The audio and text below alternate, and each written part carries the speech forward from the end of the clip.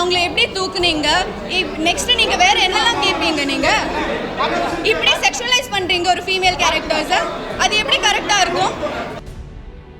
எந்த உள்நோக்கமும் இல்லை. இந்த நிகழ்வுக்கு நான் வருத்தம் தெரிவிச்சுக்கிறேன்.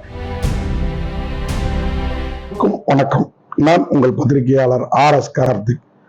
எனக்கு ஒரு 2-3 நாளாவே கொஞ்சம் மன உளைச்சலா இருக்குது. காரணம் இந்த கௌரி கிருஷ்ணன் சம்பவம் தான். நான் ஒரு விதத்துல கேட்டேன், அவங்க ஒரு விதத்துல போயிட்டு ஸ்டூபிட் சென்ஸ் இல்லாத கொஸ்டின் அப்படின்னாங்க.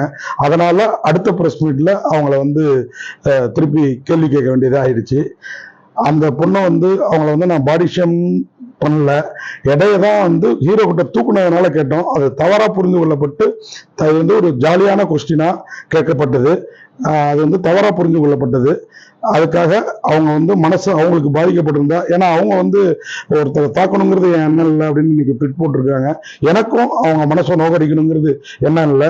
இந்த நிகழ்வால ஏதாவது அவங்களுக்கு மன வருத்தம் ஏற்பட்டிருந்தா, மன காயம் ஏற்பட்டிருந்தா, இது எல்லாருமே அவங்களுக்கு ஆதரவா இருக்கிறாங்க. அப்படிங்கிறப்போ நாமும் நம்ம நிலையில இருந்து இறங்கி வரணும் அப்படின்ட்டு நான் இந்த நிகழ்வுக்கு வருத்தம் தெரிவிச்சுக்கிறேன். எந்த உள்நோக்கமும் இல்லை. இந்த நிகழ்வுக்கு நான் வருத்தம் தெரிவிச்சுக்கிறேன். நன்றி. செய்திகளை உடனுக்குடன் தெரிந்து கொள்ள கீழ்கண்ட கேபிள் மற்றும் DTH நெட்வொர்க்குகளில் எம்நாடு செய்தி தொலைக்காட்சியை காணுங்கள். பாதகம் செய்பவரை கண்டால் நாம் பயம் கொள்ளலாகாது பாப்பா. மோதி மிதித்துவிடு பாப்பா, அவர் முகத்தில் உமிழ்ந்துவிடு பாப்பா. அண்மை செய்திகளை உடனுக்குடன் தெரிந்து கொள்ள இணைந்திருங்கள் எம்நாடு தொலைக்காட்சியுடன்.